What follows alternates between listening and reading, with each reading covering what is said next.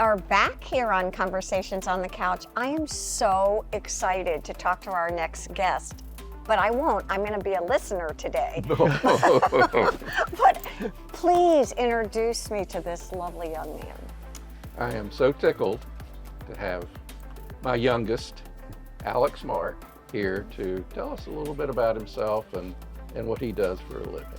Alex, Thanks for having me. It's just so exciting. I really appreciate it. Yeah. So tell us. All right, so I'm Alex Mark. I'm the youngest of Robin and Larry. I grew up here in Beaufort, was here till I was 18, went off to college, went to Presbyterian College for a lot of different reasons. Okay. The main one was that I wanted to study law, and so thought I would go off to be a lawyer. There, unexpectedly, God grabbed hold of my heart, changed the direction of my life, and I ended up going into ministry. So I was there. I met my wife Stephanie while I was there. Graduated. I'm 43 now. Okay, yes, people are wondering. Graduated from PC in 2003. Moved to Dillon, South Carolina. Was there for 7 years. We always say Dillon is one of the most difficult small towns to live in with the best people in the world. Just an amazing place, and they loved us well. From Dillon, went to Charlotte for seminary. Okay. I was in seminary for 3 years.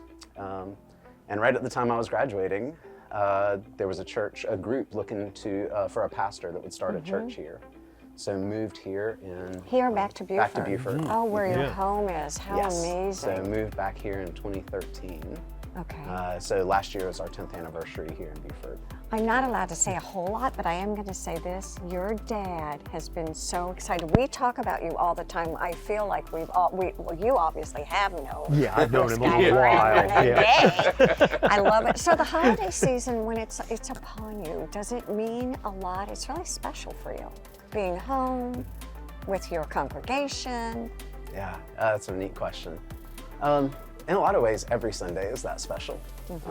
We love our church family. When I moved here, somebody asked the question, why does Beaufort need another church? And I don't know exactly the tone in which they meant that question. Right. But for me, it actually became a really good question of why does Beaufort need another church? Because there's a lot of churches here. For me, it would kind of be like asking, why do you need more family? Okay. You know, we love our family. I grew up with a family that sticks together. We were together, a couple weeks ago for Thanksgiving. We look forward to that stuff throughout the year. And so asking why does Beaufort need another church is like asking why do you need another family? That's what this church is for us. And so the holiday season is special, but in all honesty, the way our church family works, and there's about 200 of us, we love to be together. So in some ways, Christmas season is not much different than, the third Sunday in July. I love that. It really is just a sweet group that loves to be together. It's interesting what I see modeled just from listening to you right now is with your dad and brother. And I mean, literally the topic of conversation is typically family, or we move here to Conversations on the Couch.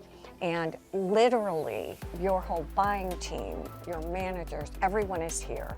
I feel like we've been brought in to a family.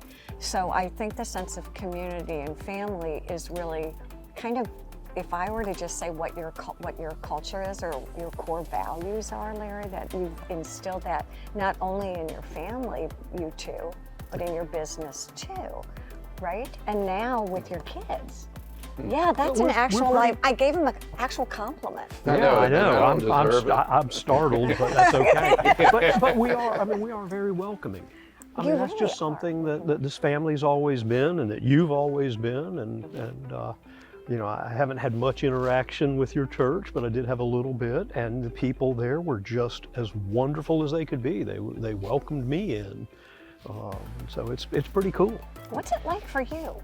For me? Yeah, I mean, you've got to be sitting really, here. It was an eye-opening experience, and in listening to Alex, I saw a completely different Alex than I saw at home. He is still a jokester. Yes. But one of the best. Yeah, he is. But I realized that he is a great teacher. There was so much, not only about his religion, but my religion that I learned listening to him, that I didn't pick up when I was growing up and being taught.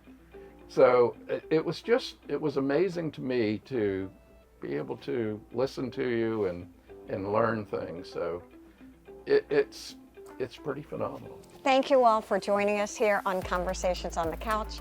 Have a wonderful and blessed week. Bye-bye.